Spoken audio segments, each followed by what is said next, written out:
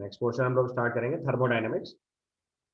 तो देखो टर्म से क्लियर है, we are using term thermo and dynamics. तो थर्मो मतलब हीट होता है, डायनामिक्स मतलब फ्लो होता है। तो ऐसा प्रोसेस जो हम लोग हीट फ्लो के लिए स्टडी करेंगे उसको बोलते हैं थर्मोडायनामिक्स। अब ये एक ऐसा पोर्शन है जो आपका फिजिक्स में भी एग्जैक्टली कॉमन है।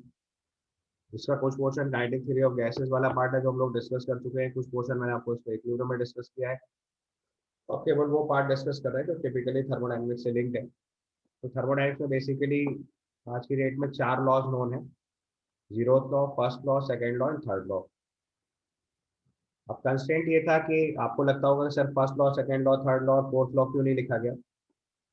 सबसे पहला लॉ इसमें जो अप्लाई करते हैं वो जीरोथ लॉ ऑफ थर्मोडायनेमिक्स होता है। Why it is zeroth law? Because first law of thermodynamics बहुत पहले नोन था, उसके बाद ये लॉ डिस्कवर हुआ। और ये लॉ जो है वो फर्स्ट लॉ से फंडामेंटल लॉ है, उसको सेकेंड लॉ लिख नहीं सकते थे, इसलिए इसको जीरोथ लॉ लिखा गया। ये बिल्कुल वैसे ही है जैसे आपको पता है कि Newton third law is action reaction. अब अगर कोई उसका नाम आज की डेट में बदलना चाहे और उसको फोर्थ लॉ बनाना चाहे, ये प्रॉब्लमेटिक है क्योंकि उसको चेंज करने का कोई फायदा नहीं होगा, बिकॉज कॉमन आदमी भी एक्शन रिएक्शन को न्यूटन थर्ड लॉ जानता है। अब अगर कोई चीज़ इतनी वेल नोन हो जाती है कि उसे चेंज कर पाना पॉसिबल नहीं होता है, तो उसको बिना चेंज करे दूसरी चीज़ें एडजस्ट की जाती है।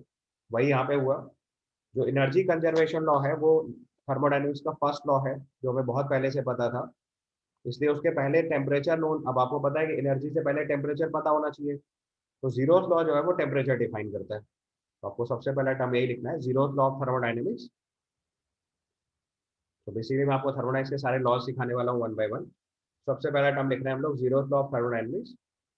तो लॉ लिखिए सबसे पहले: when two objects are in thermal equilibrium with a third object.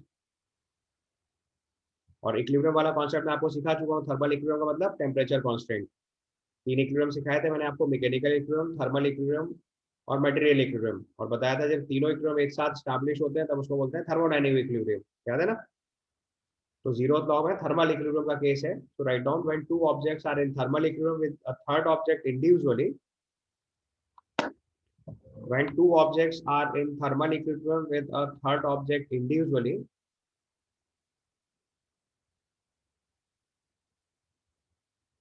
then these two objects are also in thermal equilibrium with each other. अब देखो अगर हम इसको एक्सप्लेन करें तो हमने तीन ऑब्जेक्ट दिए ए बी सी, जिनके temperature T A T B और टी सी है। तो अगर ए और सी एक दूसरे के साथ थर्मल इक्विलिब्रियम में है तो T A equal to T C हो जाएगा। बी और सी एक दूसरे के साथ थर्मल इक्विलिब्रियम में है तो T B equal to T C हो जाएगा। अब जब T A equal to T C और T B equal to T C है तो definitely T A equal to T B होगा। और अगर T A equal to T B हो जाएगा तो इसका मतलब ए और बी भी एक दूसरे के साथ थर्मल इक्विलिब्रियम में जरूर होंगे। इसको हम लोग बोलते हैं जीरोथ लॉ। और इसी की हेल्प से हम लोग टेम्परेचर मेजर करते हैं। थर्मामीटर का पूरा कॉन्सेप्ट ही यही है। आप जानते हो थर्मामीटर की मरकरी को अपनी बॉडी के साथ कॉन्टैक्ट में रखते हैं, हमारी बॉडी का टेम्परेचर थर्मामीटर के टेम्परेचर के इक्वल हो जाता है और हम उसी से टेम्परेचर रीड कर लेते हैं।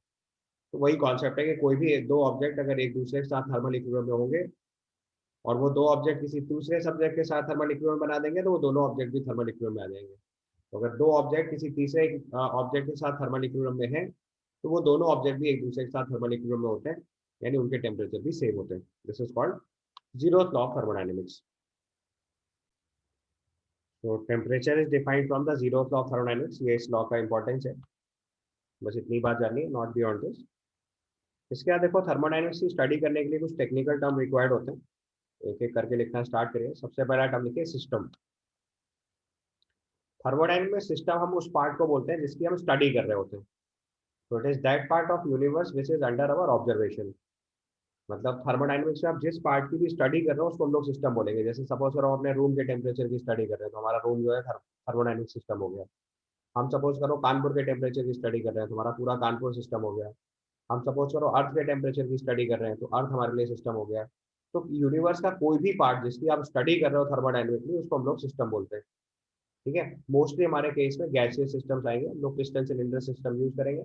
उसमें गैस को फिल करके या स्पेशली आइडियल गैस को फिल करके उसकी स्टडी करेंगे। तो हमारे कोर्स के रीजन के हिसाब से जो मैक्सिमम बातें पूछी जाएंगी वो पूछी जाएंगी आइडियल गैस के रिस्पेक्ट में। तो हमारे लिए मोस्टली आइडियल गैस सिस्टम होगा। बट अगर हम थर्मोडायनेमिक्स स्टडी कर रहे हैं तो हम किसी भी पार्ट को, किसी भी ऑब्जेक्ट को जिसकी हम स्टडी कर रहे हैं उसको सिस्टम बोलेंगे। और यूनिवर्स में सिस्टम के अलावा जो कुछ भी बचता है उसको सराउंडिंग बोलते हैं। तो अगला स्टेप लिखिए surrounding. Whole universe except system is surrounding, whole universe except system is surrounding. तो पूरे यूनिवर्स में सिस्टम को छोड़ के जो कुछ भी बचता है उसको हम लोग सराउंडिंग बोलते हैं। और सराउंडिंग और सिस्टम के बीच की जो सेपरेशन लाइन होती है उसको बोलते हैं सिस्टम बाउंड्री। तीसरा टर्म लिखिए, separating line between system and surrounding is referred as system boundary। ये अगला पॉइंट लिखिए। So system boundary is not an essential feature of a thermodynamic system. It can be real or imaginary, open or closed, conducting or insulated। मतलब किसी भी system, thermodynamic system के लिए system boundary होना compulsory नहीं है। System boundary अगर नहीं है तो हम उसे इमेजिनरी मान सकते हैं, है तो अच्छी बात है, ओपन भी हो सकती है, क्लोज भी हो सकती है, कंडक्टिंग भी हो सकती है, इंसुलेटेड भी हो सकती है। तो सिस्टम बाउंड्री का होना कंपल्सन नहीं है किसी भी थर्मोडायनेमिक सिस्टम के लिए, बट है तो अच्छी बात है, नहीं है तो कोई बात नहीं, तो हम इमेजिनरी मान लेते हैं। अब हमारे बीच, सिस्टम के बीच में और सराउंडिंग के बीच में हमेशा मास और हीट एक्सचेंज होगा। तो based on exchanges of heat and mass, thermodynamic systems are of three types. हमारे पास तीन तरीके के थर्मोडायनेमिक सिस्टम्स होते हैं जो मास और हीट के एक्सचेंजेस के बेसिस पे डिफाइन करते हैं। And these are open system, close system and isolated system. तीन तरह के सिस्टम है हमारे पास, open system, close system and isolated system. ठीक है। ओपन सिस्टम उसको बोलते हैं जिससे हीट भी एक्सचेंज अलाउड है और मास भी एक्सचेंज अलाउड है। जैसे आप किसी ओपन वेसल में पानी बॉईल करो तो उससे हीट लॉस भी हो रहा है और वाटर लॉस भी हो रहा है, तो मास और हीट दोनों एक्सचेंजेस अलाउड है। ऐसे सिस्टम को बोलते हैं ओपन सिस्टम। और ऐसे सिस्टम की सिस्टम बाउंड्री या तो ओपन होती है या इमेजिनरी होती है, मतलब या तो सिस्टम बाउंड्री नहीं होती है और अगर होगी भी तो ओपन होगी। दूसरा सिस्टम क्लोज सिस्टम होता है जिसमें देखो हीट एक्सचेंज भी अलाउड है लेकिन मास एक्सचेंज अलाउड नहीं है। मतलब एयर टाइट कंटेनर में अगर आप वाटर बॉईल कर रहे हैं तो वाटर तो बाहर नहीं जाएगा लेकिन हीट लॉस हो सकते हैं। तो ऐसे सिस्टम की बाउंड्री क्लोज्ड होती है और कंडक्टिंग होती है, यानी हीट एक्सचेंज अलाउड है, मास एक्सचेंज अलाउड नहीं है। और तीसरे टाइप का सिस्टम होता है आइसोलेटेड सिस्टम। आइसोलेटेड सिस्टम में हीट एक्सचेंज भी अलाउड नहीं होता और मास एक्सचेंज भी अलाउड नहीं होता। आइसोलेटेड सिस्टम में हीट एक्सचेंज भी अलाउड नहीं होता और मास एक्सचेंज भी अलाउड नहीं होता। ऐसे सिस्टम की बाउंड्री क्लोज्ड भी होती है और इंसुलेटेड भी होती है, मतलब इससे हीट बाहर भी नहीं जा सकती और मास भी बाहर नहीं जा सकता। तो क्लोज्ड एंड इंसुलेटेड, इसको बोलते हैं आइसोलेटेड सिस्टम। अब अगर थोड़ा प्रैक्टिकल कंडीशन में बोले तो जैसे हमारा थर्मस फ्लास्क जो है वो to some extent isolated system है और दोस्त से भी थोड़ी बहुत हीट लॉस होती रहती है, बट बहुत प्रिसाइज लिखा जाए, मतलब प्रैक्टिकल कंडीशन में यूज करने वाला आइसोलेटेड सिस्टम बोले तो हमारा थर्मस फ्लास्क आइसोलेटेड सिस्टम की तरह काम करेगा। अदरवाइज यूनिवर्स में बहुत सारे आइसोलेटेड फॉर्म एग्जिस्ट करते हैं, लेकिन अगर प्रैक्टिकल कंडीशन में देखा जाए तो परफेक्ट इंसुलेटर कुछ भी नहीं होता। तो टू सम एक्सटेंट हम अपने थर्मस फ्लास्क को आइसोलेटेड सिस्टम की तरह ट्रीट करेंगे। ठीक है। तो नेक्स्ट टाइम लिखना है thermodynamic variables. So these are the parameters by which a thermodynamic system is defined। तो वो वेरिएबल्स जिनसे हम किसी एक थर्मोडायनेमिक सिस्टम को डिफाइन करते हैं उसको बोलते हैं थर्मोडायनेमिक वेरिएबल्स। जैसे अगर कोई एक आइडियल गैस हमारा सिस्टम है तो उसके थर्मोडायनेमिक वेरिएबल्स क्या होंगे, उसका pressure, volume, temperature, moles etcetera, तो उसको हम लोग बोलते हैं thermodynamic variables. So these are the parameters by which a thermodynamic system is defined, like for an ideal gas, pressure, volume, temperature, moles, etc. are thermodynamic variables। ठीक है। उसके बाद आते हैं थर्मोडायनेमिक प्रोसेसेस। ये हम लोगों ने गैसेस स्टेट के टाइम पे आपको बताए थे, अभी उसी को चीज़ को फॉर्मली लिख लेना है, क्योंकि मैंने आपको बताया कि हमारे कोर्स में मेजरली हम लोग आइडियल गैस की स्टडी करेंगे, तो ज़्यादातर सिस्टम वही रहेंगे। रियल गैस के भी कुछ क्वेश्चन बन सकते हैं और भी सिस्टम डील करेंगे, वो डिपेंड करता है, एडवांस लेवल पे सब तरह के सिस्टम आते हैं। बट आपके मेन्स लेवल पे अगर बात करी जाए तो टिपिकली हम लोग आइडियल गैस ही डील करते हैं, उतनी बात सीखनी है सबसे पहले। तो अगला टर्म लिखेंगे आइसोकोरिक प्रोसेस। तो आइसोकोरिक प्रोसेस आपको गैस स्टेट में बताया था, वॉल्यूम कांस्टेंट वाला सिस्टम है, तो volume is constant for the system. और आइडियल के केस में अगर वॉल्यूम कांस्टेंट होगा तो प्रेशर प्रोपोर्शनल टू टेम्परेचर लिखेंगे। तो आइसोकोरिक प्रोसेस के लिए प्रेशर प्रोपोर्शनल टू टेम्परेचर होगा, तो इसी को कौन सा लॉ बोलेंगे, गैलिस-एक्स लॉ। तो जहाँ पे भी हमारा आइसोकोरिक प्रोसेस होगा वहाँ प्रेशर प्रोपोर्शनल टू टेम्परेचर की कंडीशन लगेगी और वहाँ पे हम लोग लॉ कौन सा अप्लाई करेंगे, Gay Lussac's law for ideal gas and fixed amount of gas. ठीक है। उसके बाद सेकेंड प्रोसेस होता है आइसोबारिक प्रोसेस। आइसोबारिक प्रोसेस के लिए प्रेशर कांस्टेंट होता है, और आइडियल गैस के केस में अगर आइसोबारिक प्रोसेस है तो कौन सा लॉ अप्लाई होगा? Charles law. कौन सा लॉ अप्लाई करेंगे? Charles law, volume proportional to temperature. ये अपना चार्ल्स लॉ हो गया। ठीक है। उसके बाद थर्ड प्रोसेस फॉलो करेंगे, this is called isothermal process. Isothermal process का केस क्या बताया था? Temperature constant. टेम्परेचर कांस्टेंट होगा तो pressure inversely proportional to volume हो जाएगा, और यहाँ कौन सा लॉ अप्लाई होगा? Boyle's law. सब मैंने आपको गैसीय स्टेट में बता रखा है। नेक्स्ट प्रोसेस लिखिए एडियाबेटिक प्रोसेस।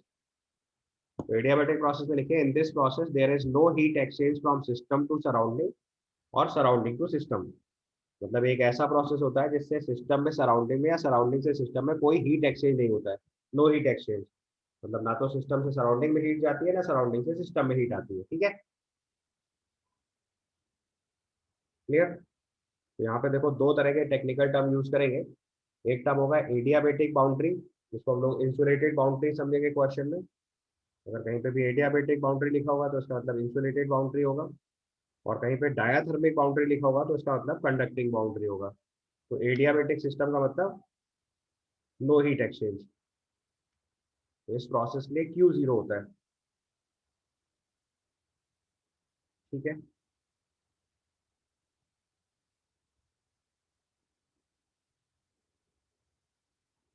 उसके बाद अगला प्रोसेस लिखेंगे साइक्लिक प्रोसेस। साइक्लिक प्रोसेस उस प्रोसेस को बोला जाता है जिसकी initial and final state of system same होती है। तो initial and final state of system is same, it is cyclic process. तो देखो मैंने पीवी ग्राफ पे दो प्रोसेस लिखे हुए हैं। पहले प्रोसेस में देखो A B C D E F G A से चल के फिर पे ए पे आ गए, तो ये एक साइक्लिक प्रोसेस हो गया। दूसरा केस देखो मैंने सर्किल बना रखा है, ए बी सी डी होते हुए ए पे आ गए, तो ये भी साइक्लिक प्रोसेस है। तो साइक्लिक प्रोसेस होने का मतलब सर्किल होना जरूरी नहीं है। साइक्लिक प्रोसेस का मतलब होता है initial and final state of the system is same, मतलब जहां से प्रोसेस स्टार्ट होगा वही प्रोसेस खत्म होगा। पहले से बी गए, बी से सी गए, सी से डी गए, डी से ई गए, ई से एफ गए, एफ से जी गए, फिर ए आ गए। Cyclic process. ठीक है।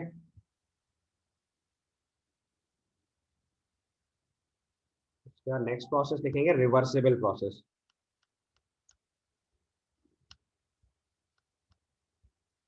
तो रिवर्सिबल प्रोसेस उस थर्मोडायनेमिक प्रोसेस को बोलते हैं जिसमें सिस्टम हमेशा थर्मोडायनेमिक इक्विलिब्रियम में होगा। थर्मोडायनेमिक इक्विलिब्रियम याद है?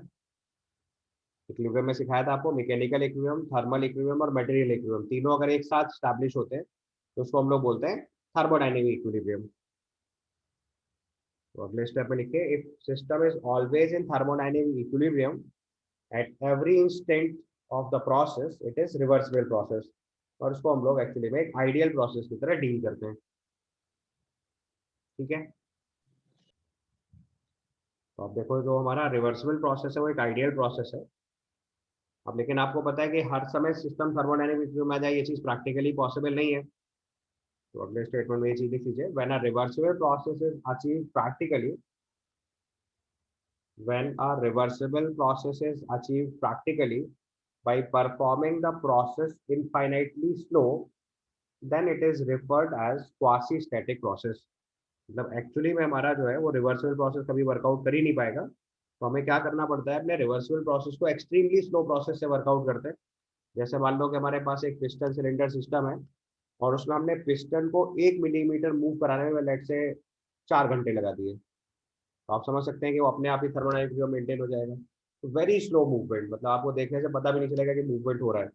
तो it is such a slow movement कि जितने भी इक्विलिब्रियम है वो सब साइमल्टेनियसली स्टैब्लिश होते चले जाएंगे।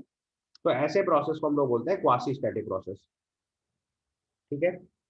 And the last process is reversible irreversible process. Irreversible का मतलब हमने जितनी बातें बताई उनमें कोई कंडीशन ना लग रही हो। तो ये सबसे जनरलाइज प्रोसेस होता है जिसमें थर्मोडायनेमिक इक्विलिब्रियम स्टैब्लिश नहीं होगा। Irreversible process is a general process where system is not in thermodynamic equilibrium. When system is not in thermodynamic equilibrium, मतलब सिस्टम जो है वो इक्विलिब्रियम मेंटेन ही नहीं कर पा रहा और उसके पहले प्रोसेस आगे बढ़ जा रहा है, ऐसे प्रोसेस को बोलते हैं इरिवर्सिबल प्रोसेस। ये टोटल थर्मोडायनेमिक्स में हम लोग 7 टाइप्स ऑफ प्रोसेसेस पढ़ेंगे, isochoric, isobaric, isothermal, adiabatic, cyclic, reversible and irreversible processes. ठीक है,